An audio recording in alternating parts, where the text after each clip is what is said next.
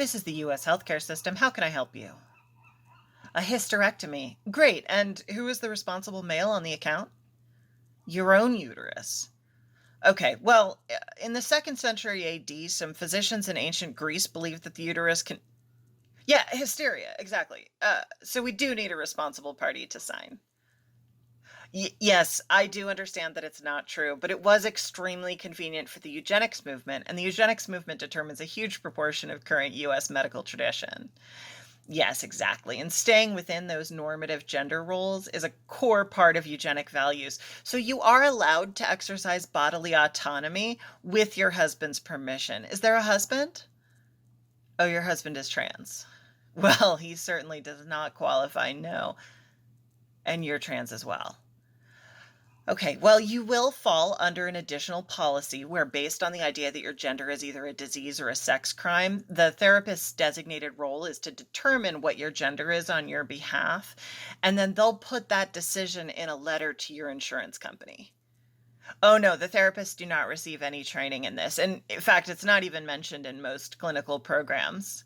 Yes. Yeah, no training would be possible because it's very clear from the research that nobody can tell you what your gender is but you. Yeah, but we do not base our policy on that. That's correct. Right. And then once you find a therapist who will write you a letter, they'll send it to your insurance company, and someone who has no specialized education or clinical background will make the ultimate decision about your gender and your body. Yeah.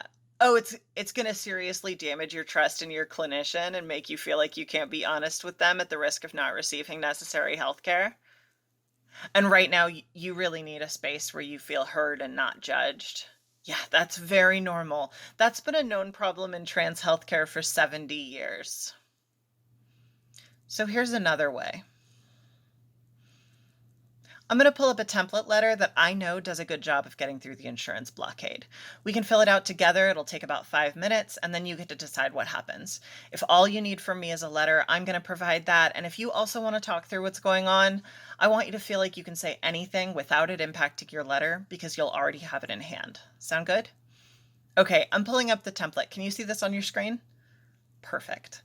I know you're non-binary, and that is recognized by the state of California. Does your insurance company have an option for non-binary gender? No, it doesn't. Okay, that's still really common. What gender marker does your insurance have for you? Okay, great. And yeah, a lot of insurance companies don't list non-binary people in their coverage guidelines at all, and it is illegal under the ACA to deny coverage based on your gender, but that doesn't mean it won't happen. So, yeah, I agree. It really shouldn't work like this.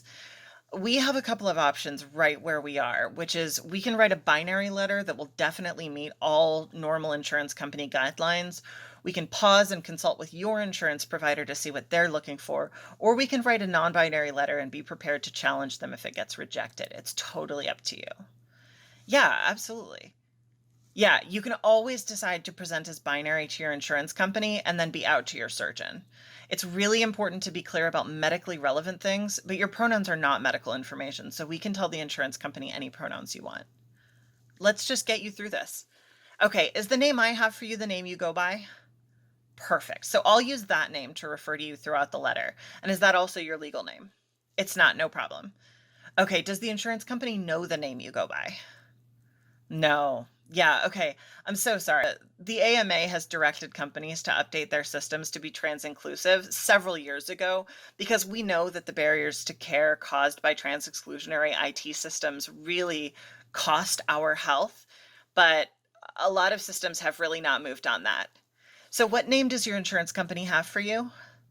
Great. I will put that right here in this box for legal name, and that's the only time we're going to use it. And your date of birth? Fantastic. So since we're using binary language for you in this letter, I'm going to go ahead and write that you're a transgender man. And like I said, you should feel free to present to your surgeon in whatever way feels comfortable for you. Okay, so this next section is about when you started living a life that was congruent with your gender identity. This has no clinical meaning, and gender-affirming therapists agree that whatever choices you've needed to make to survive at different points of your life are valid. What year would you like me to put here? Okay, fantastic. No, no, no, you don't have to justify this to me. My whole job right now is to support you in getting this letter. You're so welcome. Okay, and have you been on hormone therapy at all?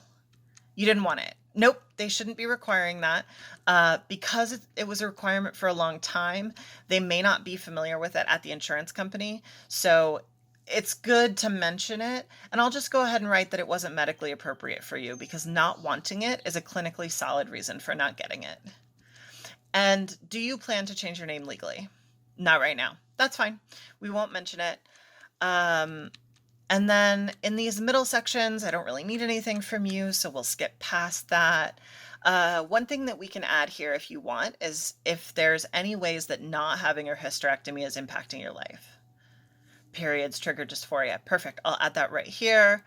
And why don't you read over this letter and let me know how this looks? Is there anything in here that doesn't feel right for you? Great. I'll send this over. I'll sign this and send it over on my letterhead by the end of business today.